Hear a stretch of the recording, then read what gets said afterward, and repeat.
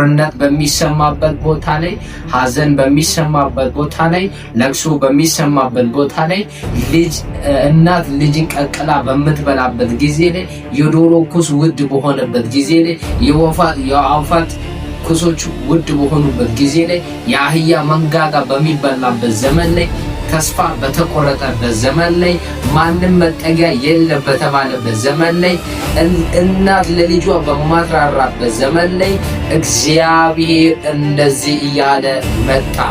ምን በሉ? ቃሌን ስሙ። አያችሁ፣ ብዙ ጊዜ ነውጦችም የመጡብን ብዙ ችግሮች ወደ ሕይወታችን የገቡት የእግዚአብሔርን ቃል ካለመስማት ነው። የእግዚአብሔርን ቃል ምን በሉ? ስሙ። በደንብ ስሙ። ኤልሳዕ የእግዚአብሔርን ቃል ስሙ። አሁን የእግዚአብሔርን ቃል ምን በሉ?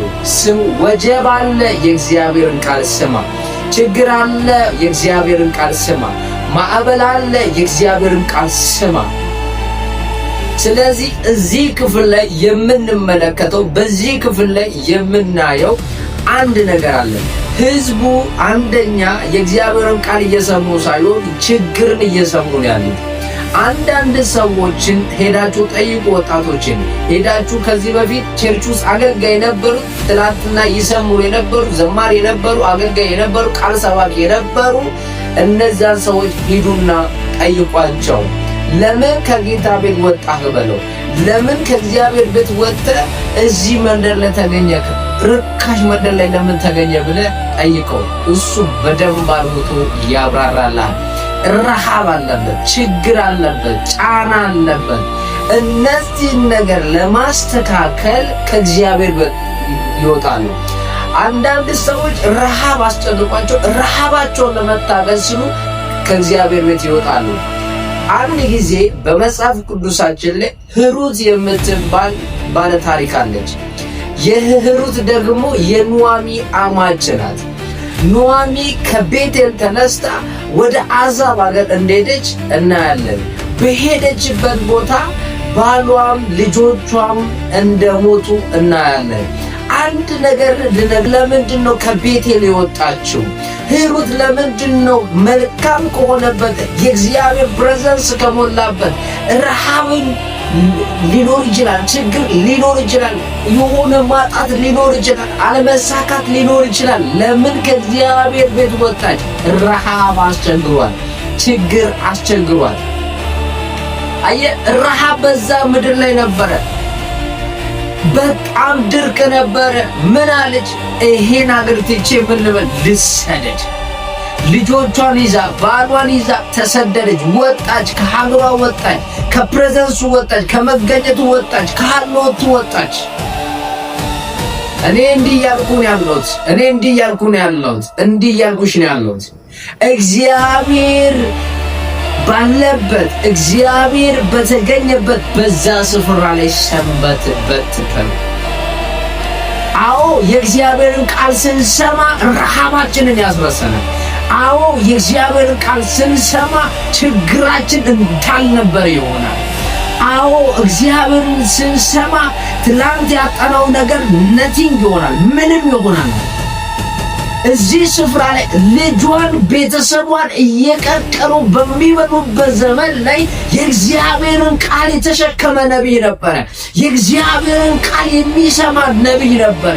ሕዝቡ በችግር በናውጥ ውስጥ በነበሩ ጊዜ የእግዚአብሔርን ቃል የሚሰማ ሰው ነበረ።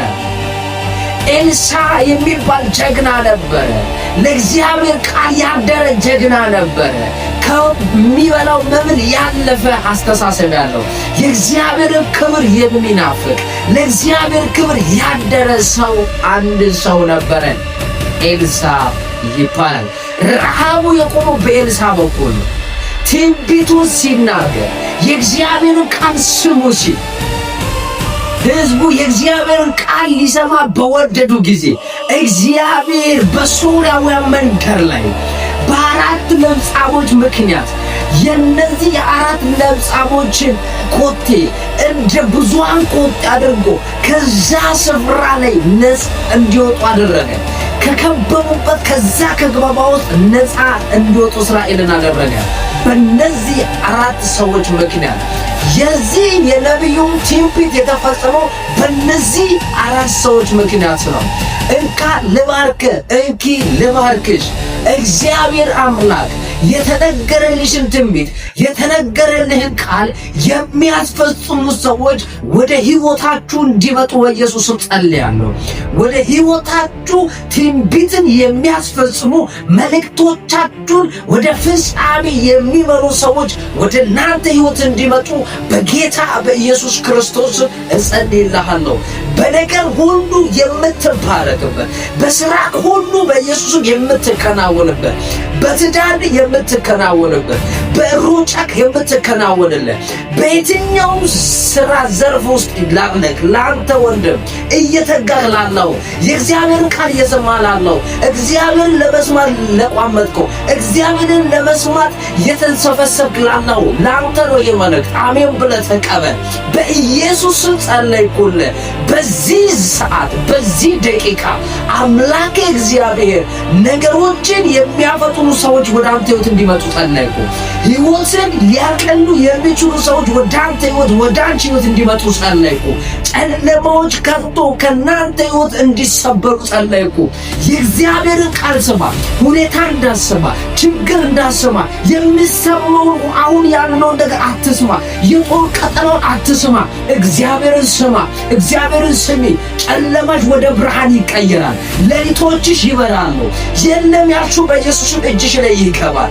ሞቷል ያልሽው ተነስቶ ታገኘዋለሽ። ስለዚህ የምነግርህ የእግዚአብሔርን ቃል በመስማት ነው። የእግዚአብሔርን ቃል በመስማት እግዚአብሔርን በመስማት። ለዚህ ነው የእግዚአብሔር ቃል ማን ነው? የእግዚአብሔር ቃልስ ማን ነው? እንመልከተው። መጽሐፍ ቅዱሳችን ስለ እግዚአብሔር ቃል ምን ብሎ ይናገረናል? በደንብ ስሙኝ። ዮሐንስ ወንጌል ምዕራፍ 1 በመጀመሪያም ቃል ነበረ፣ ቃልም በእግዚአብሔር ዘንድ ነበረ፣ ቃልም እግዚአብሔር ነበረ። ይህም በመጀመሪያ ይላል በእግዚአብሔር ዘንድ ነበረ። ሃሌሉያ! ይህም በማን ዘንድ? በእግዚአብሔር ዘንድ ነበረ። አያችሁ፣ ይሄ ቃል ስሰሙት፣ ኢየሱስን ስሰሙት፣ ቃል ተብሎ በብሉይ ኪዳን የተጠቀሰላችሁ ለካ ኢየሱስ ነው። ኢየሱስን ስሰሙ መከራ እንዳልነበረ ነው የሚሆነው።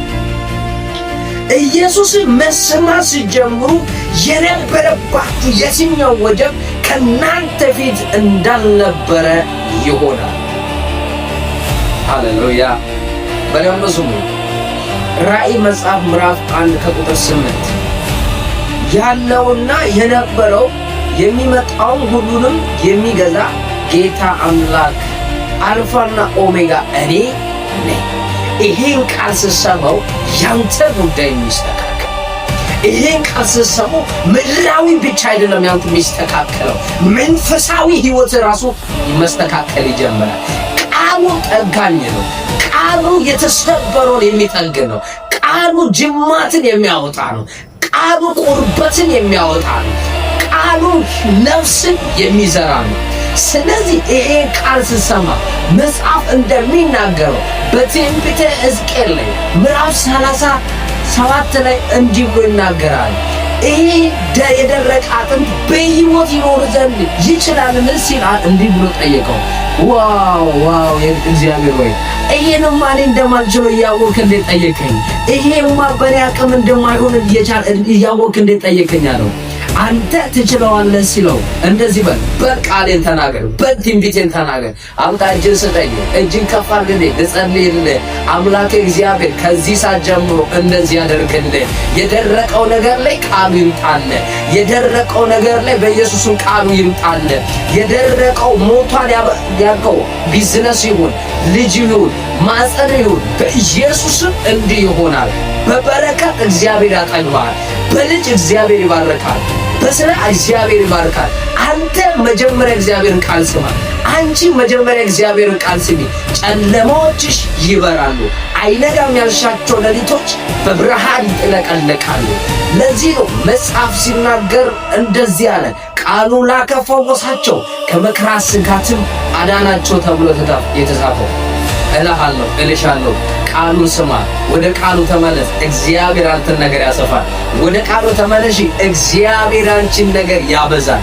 በዚህ ክፍል ላይ፣ በዚህ ቦታ ላይ፣ በዚህ ደቂቃ የምነግርህ አንድ መልእክት አለ።